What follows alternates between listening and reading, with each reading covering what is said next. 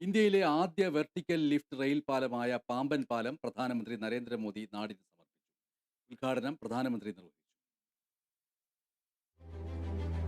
കപ്പൽ വരുമ്പോൾ ലംബമായി ഉയരുന്ന രാജ്യത്തെ ആദ്യ കടൽപ്പാലമാണ് പാമ്പൻ പാലം. പാലത്തിന്റെ ഉദ്ഘാടനം പ്രധാനമന്ത്രി നരേന്ദ്രമോദി നിർവഹിച്ചു.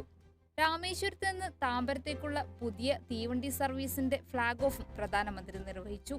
തീവണ്ടി പോയതിനു ശേഷം പാലത്തിന്റെ വെർട്ടിക്കൽ ലിഫ്റ്റ് സ്പാൻ ഉയർത്തി തീരസംരക്ഷണ സേനയുടെ കപ്പൽ കടത്തിവിട്ടു.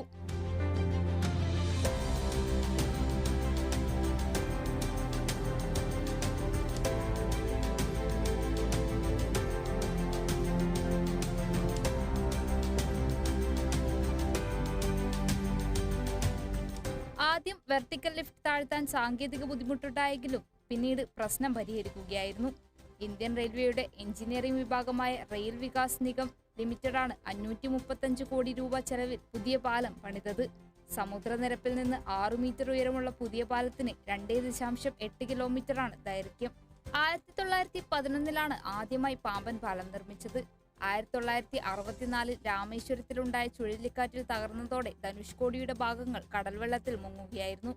പിന്നീട് മെട്രോമാൻ ശ്രീധരന്റെ നേതൃത്വത്തിലുള്ള എഞ്ചിനീയറിംഗ് സംഘമാണ് രാമേശ്വരം പാലം പുനർനിർമ്മിച്ചത്. തുരുമ്പെടുക്കൽ ഉൾപ്പെടെയുള്ള വിവിധ പ്രശ്നങ്ങൾ കാരണം 2022 പഴയ പാലം അടച്ചുപൂട്ടുകയായിരുന്നു. News desk Kerala vision news.